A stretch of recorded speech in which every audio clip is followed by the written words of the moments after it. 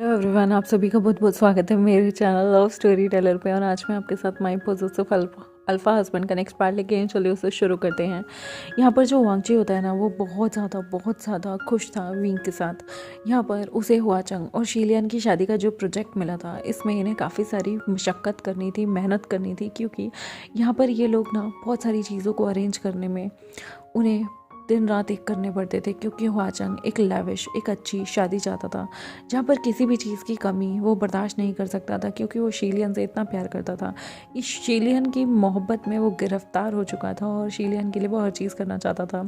कभी कभी ये चीज़ देख के विंग को थोड़ी सी जेलसी फील होती थी कि काश वांगची भी उसके लिए इतने सारे एफर्ट्स डाले। हालांकि वांगची अपनी हैसियत के हिसाब से सारे एफर्ट्स डालता था, लेकिन क्या है ना, दूसरे की थाली में खाना अच्छा ही लगता है और ज़्यादा ही लगता है। तो इसलिए जो है विंग, वो कभी कभी वांगची से बहुत सारी चीज़ें कहता था कि तुम मेरे लिए ये नहीं करते, देखो हुआचंग कितना अच्छा है, अपने ओमेगा के लिए ये सब करता है। वांगजी बहुत ज़्यादा जेलस फील किया करता था और वो मन में सोचता था कि कोई इंसान अपने ओमेगा को लेके इतना ज़्यादा डिवोटी कैसे हो सकता है। चलो वो डिवोटी है तो है, लेकिन वो दूसरों के सामने अपना अफेक्शन क्यों दिखाता है। इससे वांगजी जैसे सिंपल सोबर इंसान को बहुत ज़्यादा प्रॉब्लम डील करनी पड़ जाती है। यहाँ पर जो हमारा शिचन होते हैं, वो भी जगजा के साथ बहुत अच्छी लाइफ स्पेंड कर रहे थे। दोनों के बीच में काफ़ी ज़्यादा रोमांस भी था। इवन कभी कभी उन्हें ऑफिस में भी बहुत ज़्यादा लवी डवी लोग बाग पा ही लेते थे। स्पेशली कभी कभी उनकी जगह को विज़िट करने शुयंग आया करता था। शुयंग को देख कर ना, जो हमारे लैन शिचन थे, उन्हें तो बहुत ज़्यादा जेलस होती थी जब भी जंगछो और वो बैठ के हंसते मुस्कुराते हुए अपने कॉलेज के दिनों को याद करते थे। हालांकि वो जानते थे शुयंग और जंगछा सिर्फ दोस्त हैं, लेकिन उन्हें कभी ना कभी बहुत ज़्यादा जेलसी फील इसलिए हुआ करती थी क्योंकि वो लोग कहते हैं ना, एक दोस्त जो होता है ना, वो बहुत ख़ास होता है, जिसे हमारे सारे बुरे कर्म भी पता होते हैं। जो हमारे मतलब जिस तरह से हमारे बुरे कर्म यमराज के पास एक जगह लिखे हुए हैं ना, लिखित खाते में, उसी तरह से हमारा जो दोस्त होता है ना, वो दूसरा यमराज होता है, जिसको हमारे सारे बुरे काम, जितने भी हमने कर्म कांड किए, उसका पता होता है। जिसकी वजह से जब भी जंगछो और शुयंग साथ टाइम बिताते थे ना, वो बहुत हंसते थे, क्योंकि हमारे दोस्तों को हमारी सारी कमियां, हमारी सारी बुराइयां सब पता होता है, और इसके बावजूद वो हमें एक्सेप्ट कर लेते हैं। और जब दो बेस्ट फ्रेंड साथ मिलते हैं ना, तो वो दुनिया की धज्जियाँ उड़ाने में कोई कमी नहीं छोड़ते। ऐसे टाइम में तो शुयंग तो बहुत बार लैन शिचन की भी टांग खींच दिया करता था, और जंगचा तो सिर्फ मुस्कुराता रह जाता था, क्योंकि दोस्तों के बीच में ये नहीं होता ये मेरा पार्टनर है तो ऐसे मत करो, अरे वैसे मत बोलो। दोस्त बिल्कुल एक दूसरे के सामने खुले धुल्ले होते हैं। और यहाँ पर जब शुयंग बहुत मजे लिया करता था शिचैंग के, तो जंगचा जब मुस्कुराता था तो शिचैंग को और ज़्यादा गुस्सा आता था, क्योंकि एक तो वो वैसे ही सल्फा से परेशान है, जेलस्ड है, ऊपर से जब जंगचा उसमें मुस्कुरा देना उसकी बेइज्जती पे, तो यहाँ पर तो बिल्कुल जले पे नमक छिड़कने वाली बात हो जाती थी। स्पेशली शुयंग बहुत ज़्यादा टांग खींचा करता था, और दो दोस्तों के बीच में जो सीक्रेट्स हुआ करते थे, जब भी वो हिंट हिंट में जंगचा का वो चीज़ याद दिलाता था, जो हरकतें, जो पंक्तियाँ, जो मस्तियाँ उन्होंने कॉलेज लाइफ में की है, और जिसके बारे में शिचन को कुछ भी नहीं पता, तो वो अक्सर उन चीज़ों को ध्यान से सुनता था और घर आकर जंगछा से बार बार उस बारे में पूछने की कोशिश करता था कि आखिर ऐसा क्या है जो एक पति को नहीं पता, लेकिन एक दोस्त को कर्मकांड पता है। कुछ चीज़ें इतनी एम्बैरेसिंग होती थी, जैसे कि क्लास में से टीचर की डांट खाना, सबके सामने क्लास को छोड़ के चले जाना, और भरी क्लास में पनिशमेंट मिलना। अब ये चीज़ें कोई अपने अल्फा से तो शेयर करेगा नहीं, लेकिन बेस्ट फ्रेंड इतने निकम्मे होते हैं कि उन्हें सब पता होता है, और जान जान कर स्पाउस के आगे वही चीज़ें बताते हैं, जिसकी वजह से बेचारा जंगछा वो शिचन को सब बता भी नहीं सकता था। बताए तो एम्बैरेसमेंट है, और नहीं बताएगा तो शिचन तो उसकी जान खा जाता था। तो वो अक्सर शुयंग से लड़ता था कि तुम ये बातें क्यों बताते हो मेरे हस्बैंड को। शुयंग कहता था मुझे बड़ा मज़ा आता है तुम्हारे पति का वो टमाटर जैसा जेलस चेहरा देख के, ऐसा लगता है जैसे उसे किसी गर्म पानी में उबाल दिया हो। यहाँ पर जंगचा कहता है तुम मेरे हस्बैंड को इतना ज़्यादा ना जेलस फील मत कराया करो, पता चले किसी दिन उसे गुस्सा आ गया और तुम पे ही वो चीज़ें भारी पड़ गई।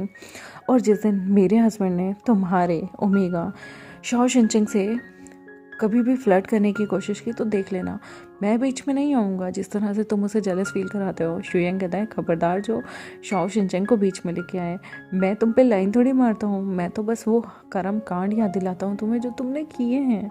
जिंगचा कहता है चुप करो तुम, हर बार तुम शिनचैन की टांग खींचने में कोई कसर नहीं छोड़ते हो। आने दो शाओ शिनचैन को, मैं भी उसकी टांग खींचूंगा।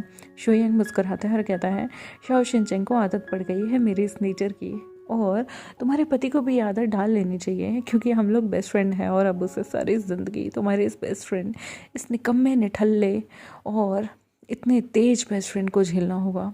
मैं तो दुआ मांगता हूँ कि भगवान उसे सहन शक्ति दे ताकि वो मुझे झेल जाए। यहाँ पर जो लवांगजी और विंग था उनके बीच पिंकी की मिस्ट्री काफ़ी ज़्यादा हुआ करती थी, क्योंकि विंग जब भी लवांगजी जो है वो उसके लिए कोई काम करने से मना कर देता था तो विंग अक्सर कहा करता था कि पिंकी अगर होता ना तो ये करता।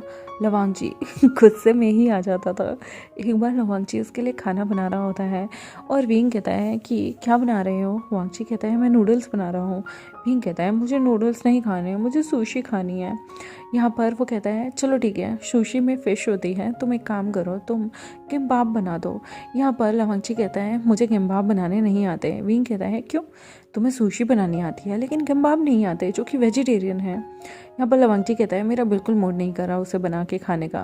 विंग यहाँ पर गुस्सा हो जाता है और कहता है अगर तुम्हारी जगह इस वक्त मेरा पिंकी होता ना तो वो मेरे लिए हर चीज़ कर देता। तुम कितने बुरे हो लंजा, आई विश पिंकी तुम यहाँ होते। जबकि उसने अपने प्यारे उस सॉफ्ट टॉय पिंकी को वहीं रखा हुआ था और वो अपने सॉफ्ट टॉय की तरफ देखकर आंख मारने लगता है। लवांगजी को बहुत गुस्सा आता है और कहता है ठीक है बना रहा हूँ मैं, लेकिन ये पिंकी का रोना मत रोया करो, मुझे बहुत गुस्सा आता है। मेरे सामने तुम किसी दूसरे अल्फ़ा का नाम कैसे ले सकते हो। विंग कहता है क्या करूँ, वो अच्छा ही इतना था।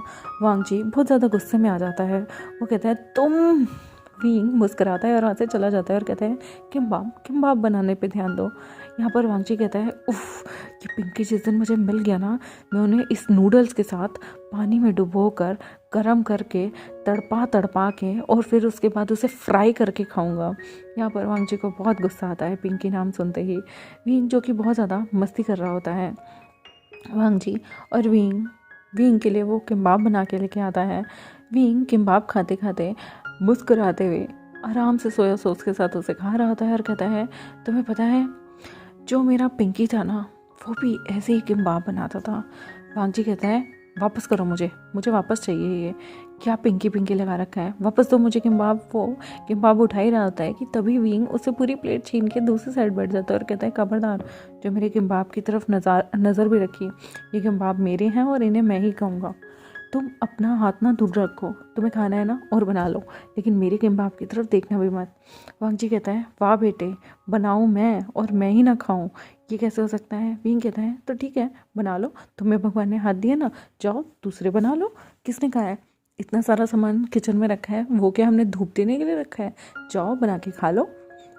यहाँ पर लवांगजी जो होता है ना वो कहता है विंग तुम कभी तो कोऑपरेट किया करो। विंग कहता है सॉरी, खाने के टाइम में नो दोस्ती नो प्यार, भाड़ में गई सारी टकरार, मुझे सिर्फ खाना है और खाने के टाइम पे ना मुझसे उम्मीद मत करना मैं शेयरिंग करूँगा। हर चीज़ शेयर कर सकता हूँ लेकिन मेरे फेवरेट फूड को तो मैं सोच भी नहीं सकता शेयर करने की। वांगजी कहता है कितने सेल्फिश हो तुम। विंग कहता है क्या करूँ, तुम पे जो गया हूँ। यहाँ पर विंग जो था वो पूरा हंसा जवाब था। धीरे धीरे इन लोगों का टाइम निकलता है और वांगजी विंग जो थे वो पूरी शादी की तैयारियों में लग जाते हैं। यहाँ पर वांगजी और विंग जो थे वो बहुत मेहनत करते हैं उस प्रोजेक्ट में, इतनी मेहनत करते हैं कि वो दिन रात एक कर देते हैं। कुछ इतने अच्छे इंतज़ाम करवाने की वजह से कभी कभी तो वो लोग एक दूसरे को टाइम भी नहीं दे पाते थे। इवन काफ़ी दिन हो गए थे उनके बीच में इंटीमेसी हुए हुए भी। और विंग जो था वो अक्सर बहुत ज़्यादा स्ट्रेस में रहने लग गया था, क्योंकि काम का स्ट्रेस, पूरे दिन खड़े रहना और बहुत लोगों को फ़ोन करके काम को टाइम पे करवाना, बहुत सारी चीज़ डिलीवर करवाना, बहुत सारी चीज़ों का उन्होंने ऑर्डर दिया हुआ था। यहाँ पर विंग और वांगजी जो हैं वो जब अपनी सारी चीज़ों को पूरी कर लेते हैं और उसके बाद वो जितने भी कॉन्ट्रैक्ट दिए होते हैं उन सबको वो लोग अब जो हुआचंग ने पैलेस बनाया हुआ था वहाँ जाने का ऑर्डर कर देते हैं। वो लोग भी यहाँ पर टाइम से पहुँचते हैं ताकि ये लोग अपना सारा काम टाइम से कर सकें। धीरे धीरे हुआचंग और शीलियान की वेडिंग एनिवर्सरी कि ये लोग पूरी डेकोरेशन देखते हैं। पूरे 2 दिन इन्हें लग जाते हैं वहाँ पे डेकोरेशन करवाने में, हर चीज़ को सजवाने में। स्पेशली जो एंट्रेंस होगी वो भी आलीशान होनी चाहिए, जो बैंक्वेट का एरिया होगा वो भी बहुत अच्छा होना चाहिए, और जहाँ पर खाने का यानी कि डिनर का इंतज़ाम होना था वो भी बहुत चकाचक किया हुआ था। होटल में जितने भी गेस्ट आने वाले थे उनके लिए रूम में जो डेकोरेशन थी वो आला दर्जे की थी, बहुत अच्छी क्वालिटी की थी। और उसके बाद हर गेस्ट के लिए रिटर्न गिफ्ट भी इन लोगों ने कुछ कुछ चीज़ें चुनी थी। और यहाँ पर हर चीज़ की पैकिंग इतनी खूबसूरती से की गई थी कि उस पैकिंग को खोलने का ही दिल ना करें। विंग और वांगची ने हर एक पे फ्लावर्स लगाए हुए थे। फ्लावर्स से तो पूरा घर मतलब पूरी जगह जगमगा रही थी, और उन फ्लावर्स को पानी भी देना पड़ता था ताकि यहाँ पर जो भी डेकोरेशन है वो ताज़ी सुगंधित रहे, खुशबू आती रहे। और पूरे जो एटमॉस्फेयर था ना वो इतना अच्छा लग रहा था। और स्पेशली जो लाइटनिंग उसके अंदर हुई हुई थी वो इतनी अच्छी और इतनी महंगी दर्जे की हुई हुई थी कि उन्होंने कभी नहीं देखा था। यहाँ तक कि उन्होंने बीच में फाउंटेन्स भी चला रखे थे, और फाउंटेन्स में भी जो लाइटनिंग होती थी, जो लाइटनिंग शो होता था वो देखने लायक हुआ करता था। इन्होंने इतने अच्छे इंतज़ाम किए होते हैं ना कि सच में वहाँ पर जब गेस्ट आते हैं उनकी आंखें फटी रह जाती हैं। और लिटरली इतने आला दर्जे का इंतज़ाम था कि सारे गेस्ट उस शादी को अटेंड करते हैं, जो कि बहुत लेविश थी। और उसके बाद वो लोग बहुत ज़्यादा इम्प्रेस होते हैं विंग और वांगची के काम से। हुआचंग और शीलियन को भी बहुत लोग ब्लेसिंग देते हैं। और जो यहाँ पर डेकोरेशन और जिस तरह का पैसा पानी की तरह बहाया हुआ था हुआचंग ने अपने प्रिंस से शादी करने के लिए, वो सच में ऐसी शादी थी जो कि एक प्रिंस और प्रिंसेस की हो सकती है। लेकिन यहाँ पर तो एक डीमन किंग की यानी कि एक माफिया किंग की शादी एक प्रिंस से हो रही थी, जो कि पूरी दुनिया में देखने लायक थी। ना जाने कितने सारे लोग उसे कवर करने के लिए आए हुए थे। वहाँ पर हथियार और बाकी सारी चीज़ें ले जाना मना था, और वहाँ पर सिक्योरिटी इतनी टाइट थी कि परिंदा भी पर नहीं मार सकता था। पूरी जगह उन लोगों ने बहुत अच्छे तरीके से डेकोरेट की हुई थी।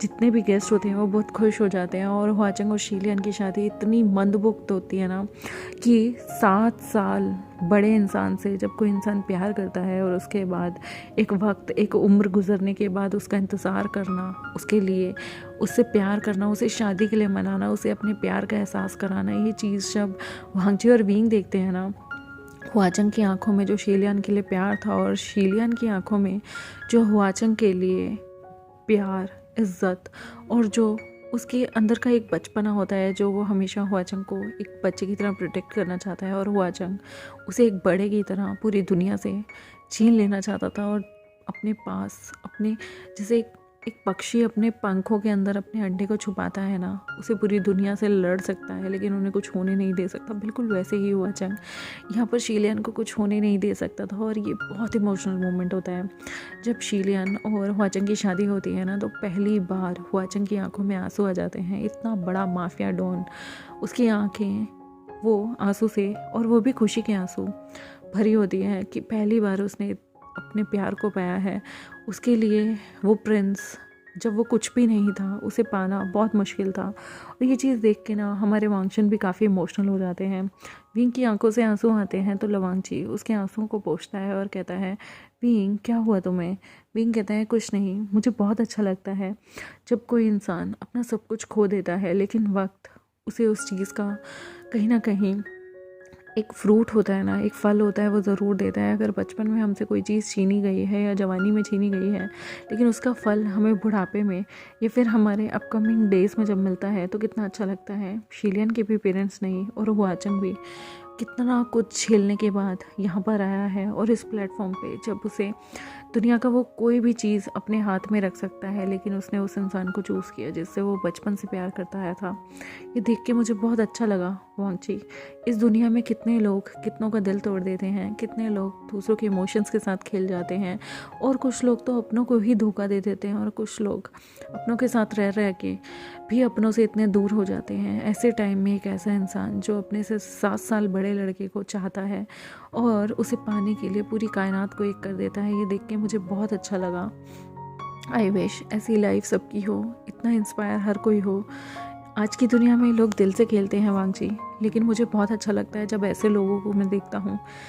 इससे मुझे पता चलता है कि प्यार अभी भी जिंदा है, मरा नहीं है। और अगर हम चाहें तो हम अपने प्यार को पाने के लिए कुछ भी कर सकते हैं। और जिस दिन हमारा प्यार सच्चा होगा, डेडिकेशन सच्ची होगी, उस दिन खुद भगवान भी हमारे साथ होंगे। ये चीज़ देख के वांग जी कहता है, ऑफ कोर्स मैंने तुम्हें पहली बार देखते ही बहुत पसंद किया था, और देखो ना कुदरती आज हम भी अकेले मतलब एक दूसरे के साथ हैं। मुझे तुम बहुत पसंद आए थे विंग, और मुझे बहुत खुशी है कि जब डेस्टिनी ने हमें मिलाया तो हम एक साथ रहे। यहाँ पर जैसे ही हुआचंग और शिलियन किस करते हैं तो यहाँ पर हमारे वांगशिन भी एक दूसरे को किस करने लगते हैं। शादी की थकावट से वो बहुत ज़्यादा थक चुके थे, और जब वो अपने रूम में जाते हैं तो आज उन दोनों के लिए बहुत इमोशनल, बहुत प्यारा और बहुत अच्छा डे था। उन्हें लोगों से इतना अप्रिसिएशन मिला था कि सच में उन्हें लग रहा था कि उन्होंने जो वर्क प्रोफाइल शुरू की है वो बहुत ज़्यादा वर्थ इट है। यहाँ पर विंग जो था वो जैसे ही कमरे में थका हारा जाता है तो अचानक से यहाँ पर वो फेंट हो जाता है। लवांगची देखता है कि विंग पूरे दिन का काम कर करके थक गया है। वो अचानक से वहाँ पे डॉक्टर को बुलाता है, और यहाँ पर जब डॉक्टर उसकी नर्स चेक करते हैं तो वो वांगची को कहते हैं, एक्सक्यूज़ मी, क्या आप लोगों के बीच में कुछ इंटीमेसी रही है रिसेंटली? क्या आप लोगों ने प्रिकॉशन यूज़ की है? वांगची मना करता है तो यहाँ पर डॉक्टर मुस्कुराता है और कहता है, मुबारक हो। वांगची पहले समझ नहीं पाता, फिर वो डॉक्टर कहता है कि आपका ओमेगा प्रेग्नेंट है। ये बात सुनने के बाद तो वांगची के पैरों तले ज़मीन खिसक जाती है, क्योंकि उसने ये चीज़ तो सोची ही नहीं थी। वो लोग काम में इतना बिजी थे कि वो लोग भूल ही गए थे कि ऐसी भी खुशी उनकी ज़िंदगी में आ सकती है। और ये चीज़ तो मतलब अभी उन्होंने प्लान भी नहीं की थी और वो सोच भी नहीं रहे थे। ऐसा नहीं है कि वो इस चीज़ से भाग रहे थे, लेकिन लिटरली एक अनएक्सपेक्टेड खुशी एक काम की स्ट्रेस के बीच में जब उन्हें मिलती है तो उन्हें बहुत अच्छा लगता है। यहाँ पर डॉक्टर कहता है कि अब आपके ओमेगा हस्बैंड को ज़्यादा स्ट्रेस नहीं लेना होगा, स्पेशली आने वाले 3 महीने, मतलब आने वाले 2 महीने और आपका ओमेगा लगभग 1 से 1.5 महीना प्रेग्नेंट है। तो अब आपको बचे कुचे जो 1.5 से 2.5 महीने हैं वो इसकी पूरी देखरेख करनी होगी, और खड़े रहकर इनका सारा काम अब इन्हें नहीं करना होगा। लगभग इन्हें जो भी काम करना है वो बैठ के करना हो। ये चीज़ सुन के लवांगची तो शौक था और खुश भी था। लवांगची जो था वो बहुत बहुत बहुत खुश होता है। और उसके बाद जब डॉक्टर चला जाता है तो लवांगची को समझ नहीं आ रहा था वो ये क्या करे। विंग जिसे उसने दवाई दे दी थी, और विंग जो सो रहा था, जो हमारा डॉक्टर जाने के बाद वांगची जब उसे समझ नहीं आता वो क्या करे, तो वो अचानक से अंकल चरण को फ़ोन मिला देता है, जो कि अपनी गहरी डीप स्लीप में होते हैं। यहाँ पर वो वांगची का अचानक से इतनी रात में फ़ोन आते देख डर जाते हैं, और वो कहते हैं, वांगची क्या हुआ, सब ठीक तो है ना?